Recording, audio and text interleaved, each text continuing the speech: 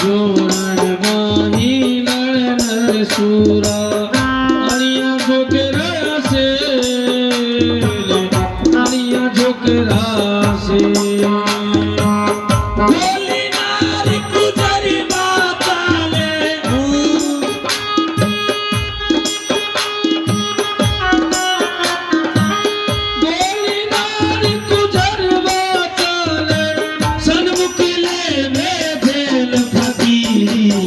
अलवेलारो खेल फकीरी अलवेलारो खेल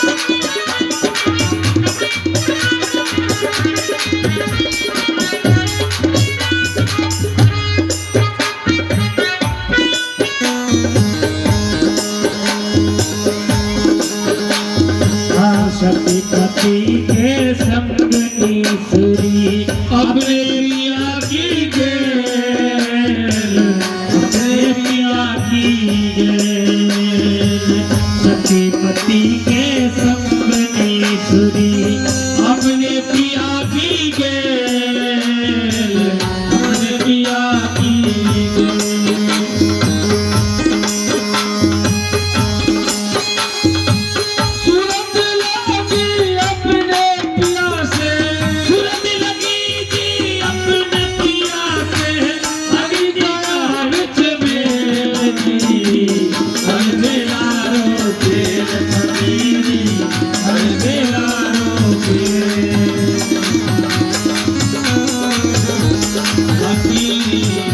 अलवेलारो खेल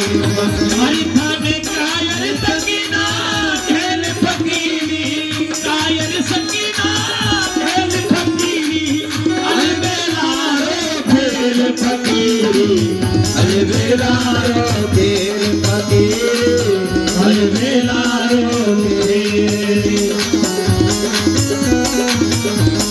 फकीरी अलवेलारो खेल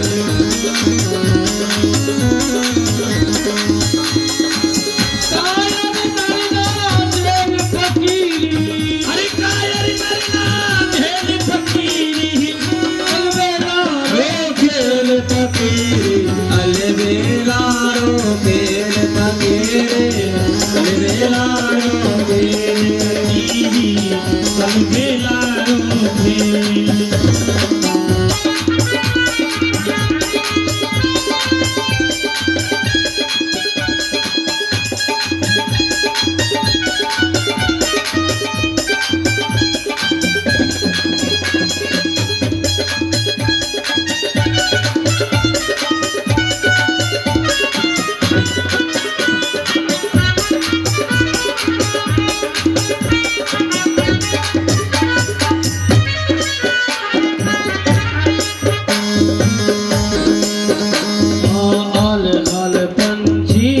उल्टा बांस भरत नर खेल बांस भरत नर खेल अरे अद पक्षी उल्टा चाले बांस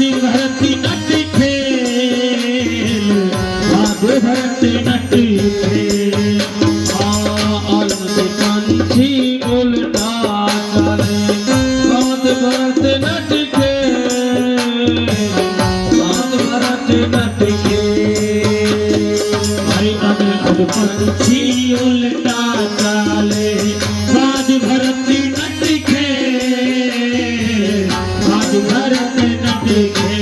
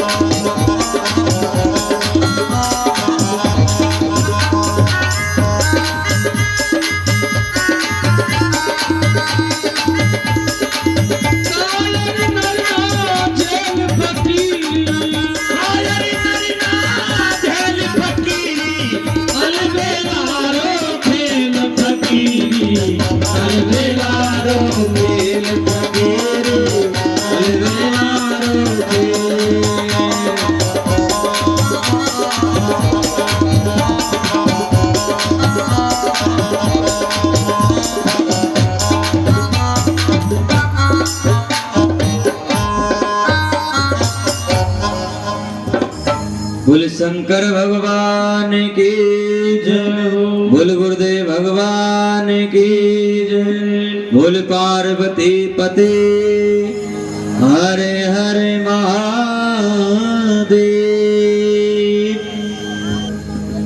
बाबा सूत जी सोनत आदि ऋषि मुनियों के समीप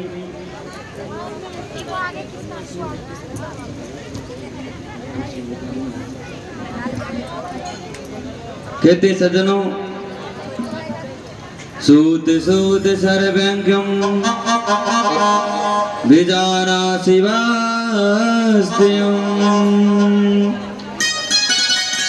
व्यास से प्रसादयम ज्योतिष कथा श्रुत्वा वयम श्रुत्वा तम जायते तस्मात् विशेषणम्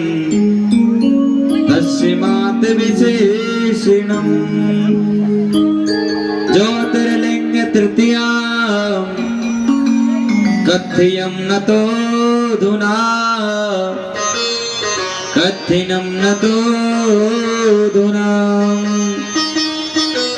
धन्यों कृतवायस्ते श्रीमाते भवताय दे गत्य संगम विप्राया धन्य साधु संगति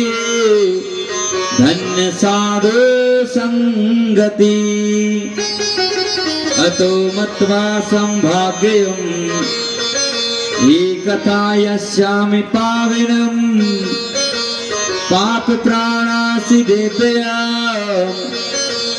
कथा च श्रद्धरादतम् अवंती नगरी रंभया मुक्तिदाय सर्वदेहिनां शिव प्रिया महापुण्य भरते लोक पापिनी, भरते लोक पापिनी।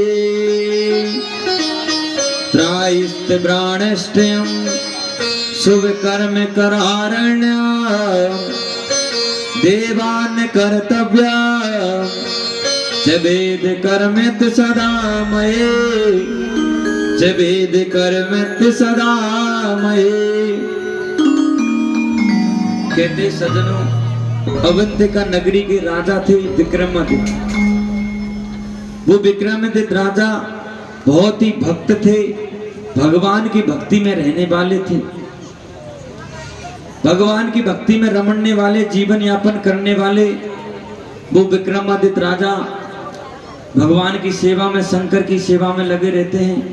कहते हैं सज्जनों, उन अवंतिका नगरी जिसको उज्जैन कहते हैं, उस उज्जैन का पूर्व नाम अवंतिका नगरी। उस अवंतिका नगरी के राजा विक्रमादित्य हुए और विक्रमादित्य राजा को के पास एक कीमती मणि थी। उस मणि को छीनने के लिए, उस मणि को पाने के लिए सज्जनों, दूषण नाम का राक्षस, दूषण नाम का दैत्य, वो राक्षस विक्रमादित्य नगरी के ऊपर सवार हो जाते हैं। विक्रमादित्य नगरी पर आक्रमण कर देते हैं। कहते हैं वो विक्रमादित्य राजा के एक मंत्री ने ही दूषण नाम के राक्षस को कहा कि घर का भेदी लंका ढावे। घर का जो आदमी होता है वो ही एक दूसरे की बुराई बताता है, ये तो ऐसा है, इसको तो मैं ऐसे देखता हूं। घर का भेदी लंका ढावे। तो कहते सज्जनों, विक्रमादित्य के मंत्री ने दूषण नाम के राक्षस से मिल गए, लोभ में मिले, रुपये पैसे की लालच में मिल गए और मिलकर सज्जनों उन विक्रमादित्य राजा को मरवाने की प्लानिंग करते हैं, उन पर आक्रमण करने की प्लान करते हैं, उन पर चढ़ाई करने की प्लान करते हैं। दूषण नाम के राक्षस दैत्य ने एक रणनीति तैयार की और मंत्री ने बताया कि विक्रमादित्य राजा पूजा में रहते हैं, सेवा में रहते हैं, तब तुम आक्रमण कर सकते हो। सज्जनों, उन विक्रमादित्य राजा के संग एक बेताल और रहता था। वो बेताल काल भैरव ही था, जो कल हमने कथा बताई कि जो क्यों ये बेताल बनकर काल भैरव आए। कहते हैं ये बेताल भगवान विक्रमादित्य के शरीर पर भी बैठा रहता था, उनके साथ साथ चलता था। विक्रमादित्य ने घोर तपस्या भगवान शंकर की करते हैं। 4 ऋषि मुनियों को लेकर भगवान शंकर का अभिषेक करा रहे थे। पार्थिव शिवलिंग को जल अभिषेक धारा चढ़ा रहे थे। अब महाराज, अभिषेक का अनुष्ठान होता है 1.25 घंटे का, 2.5 घंटे का, 5 घंटे का, 4 घंटे का। उसके बीच में हम धारा को तोड़ नहीं सकते। अगर धारा टूट गई तो अनुष्ठान भंग हो गया। तो कहते विक्रमादित्य राजा अनुष्ठान कर रहे थे, उसी समय मौका पाकर दूषण नाम के राक्षस ने चढ़ाई कर दी, अवंतिका नगरी के ऊपर चढ़ाई की। अपने योद्धाओं को लेकर दूषण नाम के राक्षस आए, विक्रमादित्य को चारों तरफ से घेर लिया। पहले तो उनकी कीमती मणि को छीना, फिर वो 4 ऋषि मुनि जो अनुष्ठान करवा रहे थे उनका वध किया, उनको मारा, प्रताड़ित किया। उसके बाद वो दूषण नाम के राक्षस ने विक्रमादित्य के छाती पर प्रहार किया और विक्रमादित्य को बेहोश कर दिया। अब राक्षस की उल्टी उल्टी होती है। राक्षस कैसा होता है? झूठे लेना, झूठे देना, झूठे भोजन, झूठ चबेना, दिन भर झूठ ही झूठ का करा खावे। माने मात पिता ने देवा, साधु न संग करवावे सेवा। जिनके ये आचरण भवानी, तिन जाने निशाचर प्राणी। न तो माता पिता को मानता हो, न गुरुजनों को मानता हो, साधु की सेवा करावे, और ऐसे व्यक्ति के राक्षस के लक्षण। तो कहते हैं दूषण नाम के राक्षस ने, दूषण नाम के दैत्य ने विक्रमादित्य को बेहोश अवस्था में डाला। उनके शरीर पर प्रहार किया, 4 ऋषि मुनियों का वध कर दिया, फिर भी भगवान शंकर चेत नहीं हुए, प्रकट नहीं हुए। फिर कहते हैं राक्षस की बुद्धि उल्टी होती है, उल्टा काम करवा देते हैं। दारू ने प्रभु तिन देन देई, दारू ने दुख प्रभु तिन देई, बाकी मति पहले ही हर ली। जिसको भगवान दुख देना चाहते हैं, जिसको भगवान कष्ट देना चाहते हैं, उसकी मति का हरण कर लेते हैं। जिसको भगवान सुख देना चाहते हैं, उसकी मति को जागृत कर देते हैं, उससे शुभ काम करवाते हैं, धर्म का काम करवाते हैं। और जिसको दुख देना चाहते हैं, उसे उल्टे काम करवाते हैं, बुरे काम करवाते हैं, ताकि वो दुख पावे। कहते हैं सज्जनों, दूसरे नाम के दैत्य ने जैसे ही वो पार्थिव शिवलिंग पर प्रहार किया, तो अग्नि, कहते हैं पृथ्वी फटी और पृथ्वी के 2 टूक हुए, पृथ्वी फटकर उससे अग्नि प्रकट हुई, धूधुकार अग्नि जलने लगी, थरथर पृथ्वी थर्राने लगी। कहते हैं उस अग्नि में से भगवान शंकर रुद्र स्वरूपी काल को हरने वाले भी महाकाल प्रकट हुए, महाकाल प्रकट हुए। दूषण नाम के राक्षस को अपने तीसरा नेत्र खोलकर जलाकर भस्म कर दिया। जैसे ही तीसरा नेत्र खोला, अग्नि प्रज्वलित हुई और अग्नि से दूषण नाम को राक्षस को जलाकर उसकी भस्म को शरीर पर लगाया। कहते सज्जनों, इसलिए महाकाल पर भस्म चढ़ती है मुर्दे की, क्योंकि भगवान ने काल को हर के दूषण नाम के राक्षस की भस्म चढ़ाई, शरीर पर लेपित किया। फिर उसके बाद वो 4 ऋषि मुनियों को जीवित किया, विक्रमादित्य को जीवित किया। विक्रमादित्य विनती करते हैं, हे देवों के देव महादेव, हे काल के काल महाकाल, काल उसका क्या करे जो भक्त हो महाकाल का, जो भगवान शंकर का भक्त हो। काल भी डर के भाग जाते हैं, कोई संकट आवे वो भी डर के भाग जाते हैं, इस पे संकट नहीं आना। कहते हैं मेरे भोले के मन में कपट नहीं, मेरे महादेव के मन में कोई कपट नहीं, और मेरे महादेव के मंदिर में कोई पट नहीं। 24 घंटे सेवा उपलब्ध, दिन में जाओ रात में जाओ, कभी भी जाओ, भोले बाबा की पूजा करो, करो पर सुबह करो तो ठीक है, दोपहर को करो तो और भी ठीक, शाम को करो तो ठीक, रात्रि में 12 बजे करो तो भी ठीक, कभी भी जाओ, कोई मर्यादा नहीं। ठाकुर जी की पूजा के लिए 4 बजे ही जाना पड़ेगा, फिर पट लग जाते हैं, पुणे 12 बजे पट खुलते हैं, ऐसे परंपरा है। पर भोले बाबा की सेवा हम कभी भी कर सकते हैं, सर्व काल में कर सकते हैं, सब समय में कर सकते हैं, और हर महीने में करते हैं, हर जगह कर सकते हैं। कहते हैं इस तरह भगवान शंकर प्रकट हुए। विक्रमादित्य राजा ने स्तुति की, वंदना की, भगवान शंकर की प्रार्थना की और कहा, हे देवों के देव महादेव, हे त्रिलोकी के स्वामी, आप कृपा करके यहीं ज्योति स्वरूपी विद्यमान हो जाओ, ज्योति स्वरूपी प्रकट हो जाओ, ज्योति के रूप में यहाँ विख्यात हो।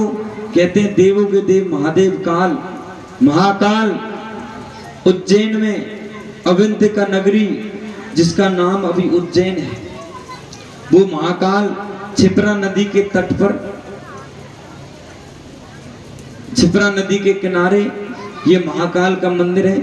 भगवान महाकाल ने बड़ी कृपा करी, जो गुरु महाराज और हमारे जो यजमान राम जी मास्टर जी, हम सब मिलके महाकाल के खूब दर्शन करके आए, खूब बांगड़ी भर भर के मिल के आए, ऐसी कृपा करी। कहते हैं संत की कृपा बड़ी कृपा होती है।